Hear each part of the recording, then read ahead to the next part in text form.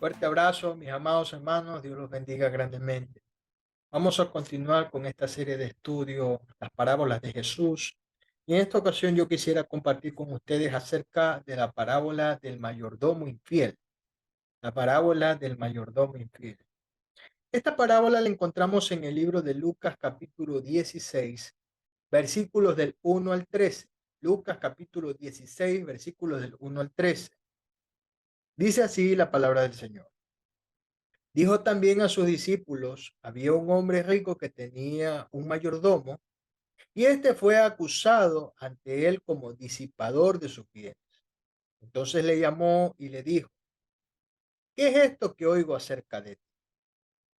Da cuenta de tu mayordomía, porque ya no podrás más ser mayordomo. Entonces el mayordomo dijo para sí, ¿qué haré? Porque mi amo me quita la mayordomía. Cavar no puedo, mendigar me da vergüenza. Ya sé lo que haré para que cuando se me quite la mayordomía, me reciban en sus casas. Y llamando a cada uno de los deudores de su amo, dijo al primero, ¿cuánto debes a mi amo? Él dijo, 100 barriles de aceite. Y dijo, toma tu cuenta, siéntate pronto y escribe 50. Después dijo a otro, ¿tú cuánto debes? Y él dijo, 100 medidas de trigo. Él le dijo, toma tu cuenta y escribe 80. Y alabó el amo al mayordomo malo por haber hecho sagazmente, porque los hijos de este siglo son más sagaces en el trato con su semejante que los hijos de luz. Y yo os digo, ganad amigos por medio de las riquezas injustas, para que cuando ésta falte os reciban las moradas eternas. El que es fiel en lo muy poco, también en lo más es fiel. Y el que en lo muy poco es injusto, también en lo más es injusto. Pues si en las riquezas injustas no fuiste fieles, ¿quién os confiará lo verdadero? Y si en lo ajeno no fuiste fieles, ¿quién os dará lo que es vuestro? Ningún siervo puede servir a dos señores, porque os aborrecerá al uno y amará al otro, o estimará al uno y menospreciará al otro. No podéis servir a Dios y a las riquezas. Hasta allí la palabra. Hermanos, esta parábola nos habla acerca de la mayordomía. Ustedes saben, hermanos, que los mayordomos hasta el día de hoy ejercen este oficio, ¿no? Son los responsables, los altos responsables, personas de mucha confianza de los amos, de los jefes, los patronos. Y entre tantas responsabilidades que se les han encomendado los mayordomos está alimentar a los siervos. Miren, aquí cuenta esta historia acerca de un mayordomo que ciertamente había obrado mal para su jefe. En este caso, al mayordomo se lo acusó de que había disipado los bienes de su amo. Un disipador de bienes, una persona que va y despilfarra sin importar nada, ¿no? Él va, malgasta, malgasta y malgasta lo que no es suyo. Eso es un despilfarrador, lo que también, como la Biblia le llama, despilfarrador de sus bienes, un disipador de bienes. Ahora, a este mayordomo, que por causa de su mala acción, del disipar los bienes de su amo, prácticamente se lo había sentenciado a que iba a ser separado de la mayordomía. Ante esta situación, obviamente, el mayordomo infiel se vio apurado a tomar acciones para de alguna manera revertir esta sentencia. Su amo había sido categórico: vas a dejar de ser mayordomo. Entonces, ¿qué es lo que hace? En el versículo 4 dice: ya sé lo que haré, para que cuando se me quite de la mayordomía me reciban en sus casas. Es decir, a él se le prendió el foco y pensó que de alguna manera condonando parte de la deuda que mantenían ciertos deudores con su amo, ellos de alguna manera, gracias a este beneficio, iban a congraciarse con este mayordomo, y cuando éste iba a ser despedido de su, el amo cuando lo despida, este iba a ser recibido en las casas de ellos. Entonces, hermanos, aquí vemos la gran sagacidad de parte de este mayordomo, considerado un mayordomo infiel, quien arregla las cuentas de los deudores y, y de alguna manera esta reducción en las deudas hacen de que se ganen la gratitud, ¿verdad? De los deudores. Y una vez que él se ha ganado la gratitud de los deudores, estos ya prácticamente quedaban comprometidos a recibirlos en su casa. Entonces vemos aquí dos ejemplos. El primero es que en el versículo 6 dice: y le dijo, 100 barriles de aceite. Y él dijo: toma tu cuenta, siéntate pronto y escribe 50. Es decir, este deudor que tenía una cuenta pendiente con este amo, el amo del mayordomo infiel, de 100 barriles de aceite, su cuenta quedó reducida al número de 50 barriles. Posteriormente dice: después dijo a otro, ¿tú cuánto debes? Y él dijo: 100 medidas de trigo. Él le dijo: toma tu cuenta y escribe 8. Es decir, que ya no eran 100 medidas de trigo lo que se debía, sino que la cuenta bajó a 80 medidas de trigo. Y dice la palabra del Señor algo que nosotros muchas veces no logramos entender: cómo este amo alabó las acciones, las malas acciones de este mayordomo. Dice el versículo 8: y alabó el amo al mayordomo malo por haber hecho sagazmente, porque los hijos de este siglo son más sagaces en el trato con sus semejantes que los hijos de la luz. En otra versión de Biblia dice lo siguiente: al saber esto, el patrón felicitó al empleado deshonesto por ser tan astuto. Y es que para atender sus propios negocios, la gente de este mundo es más astuta que los hijos de Dios. Hermanos, es increíble ver aquí lo siguiente. A ver, este mayordomo infiel había condonado parte de la deuda que tenían estas personas con su amo, sin que éste lo haya autorizado a hacer eso. Es decir, su jefe, su patrono, su amo, ignoraba de las acciones de su mayordomo. Es decir, él nunca supo que fue ante sus deudores, y el que debía 100 barriles de aceite se le redujo a 50, y el que debía 100 medidas de harina de trigo, ¿verdad? Se le redujo a 80. Estas personas, estos deudores que se les condonó parte de la deuda, sin duda alguna se vieron beneficiados sin esperarlo, ¿verdad? Ellos no sabían de esta situación, que el mayordomo prácticamente estaba despedido, y bueno, aprovecharon este beneficio, ¿no? Lo aprovecharon, no lo pensaron dos veces, fueron, aceptaron este convenio de pago y cancelaron sus deudas, obviamente, al amo del mayordomo infiel. Yo entiendo que por esto el amo felicita al mayordomo, pero no solo queda allí, sino que dicen que los hijos de este siglo son más sagaces en el trato con sus semejantes que los hijos de la luz. Es decir, muchas veces eh, eh, las personas que no conocen del Señor Jesucristo actúan de una forma más sagaz, más astuta que los propios cristianos. Entonces, de alguna manera, la enseñanza nos está llevando a alabar la sagacidad de este mayordomo, el trato que éste tuvo con personas que estaban con deudas. Tenían una deuda pendiente que pagar y este mayordomo no se le ocurrió otra cosa que condonarle parte de la deuda. Y estas personas aprovecharon este beneficio, pagaron sus deudas y quedaron en paz. O sea, todo fue un efecto dominó. Las fichas cayeron una tras otra.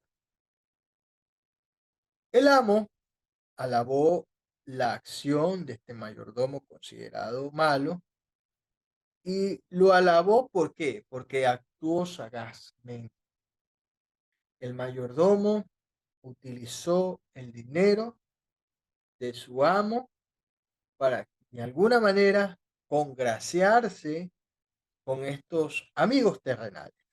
En el caso del deudor de los barriles de aceite y en el caso del deudor de las medidas de entrega. Los creyentes también, de alguna manera, debemos ser sagaces, hermanos. No estoy hablando de que nosotros actuemos con la viveza criolla, como decimos acá en el Ecuador. No, no estoy hablando de que nosotros vayamos y perjudiquemos a otros, sino que de alguna manera nosotros también debemos tener cierta sagacidad, por ejemplo, para predicarle la palabra a los perdidos. De alguna manera establecer estrategias para llegar a aquellos que no han escuchado acerca del mensaje de Dios. Debemos ser sagaces, debemos ser arriesgados, hermanos, de ir a este mundo perdido y compartirles el Evangelio de Cristo. La peor decisión que podemos tomar es encerrarnos en la iglesia, ¿verdad? Encerrarnos en cuatro paredes como que si se tratase de un convento de monjas, ¿verdad? Y quedarnos allí, simplemente escuchando el mensaje que comparte el pastor o un hermano en particular, ¿verdad? Yo me alimento espiritualmente, cumplo con ir a la iglesia y de allí me voy a mi casa y posteriormente llega la fecha del culto y así sucesivamente. Una vida sabrosa, una vida sin riesgos. Pero nosotros, hermanos queridos, también debemos ser lo suficientemente sagaces, no solo para estar en el culto, alimentándonos espiritualmente, que no es algo malo, sino también que nosotros también estemos en la posición de ir a alimentar a otros. O sea, salir de nuestro estado de confort, ¿verdad? Nosotros nos sentimos muy bien, bonito, etcétera, hermano. Pero hay que actuar sagazmente, tratar de llegar a los que no han conocido del Señor. Mira, si nosotros hemos recibido de gracia también debemos otorgar a otros. La Biblia dice en el libro de Mateo capítulo 6, Mateo capítulo 6, versículos del 19 al 21. Acerca de esto de las riquezas, nos detalla la palabra. No hagáis tesoros en la tierra donde la polilla y el orín corrompen y donde los ladrones minan y hurtan, sino haceos tesoros en el cielo, donde ni la polilla ni el orín corrompen y donde los ladrones no minan ni hurtan, porque donde esté vuestro tesoro, allí también estará vuestro corazón. Hermanos queridos, si bien las riquezas son importantes, no es lo más importante de la vida. Lo más importante que nosotros tenemos en esta vida es Dios. Dios es sobre todas las cosas. Hermanos, la Biblia en esta historia acerca del mayordomo infiel termina diciendo que no podemos servir a Dios, señores. No podemos servir a Dios y a la vez no podemos servir a las riquezas. Miren, hay quienes ponen a las riquezas sobre Dios. Y ese es un grave error, hermanos, porque prácticamente, hermanos, estamos dejando de lado, estamos bajando de su sitial a Dios. Y eso no puede ser. La Biblia dice en Primera de Timoteo acerca de esto del amor a las riquezas. Primera de Timoteo capítulo 6, vamos a leer el versículo 9. Dice así la palabra del Señor, porque todos los que quieren enriquecerse caen en tentación y lazo, y en muchas codicias necias y dañosas que hunden a los hombres en destrucción y perdición. Versículo 10. Porque raíz de todos los males es el amor al dinero, el cual codiciando algunos se extravieron de la fe y fueron traspasados de muchos dolores. Versículo 17.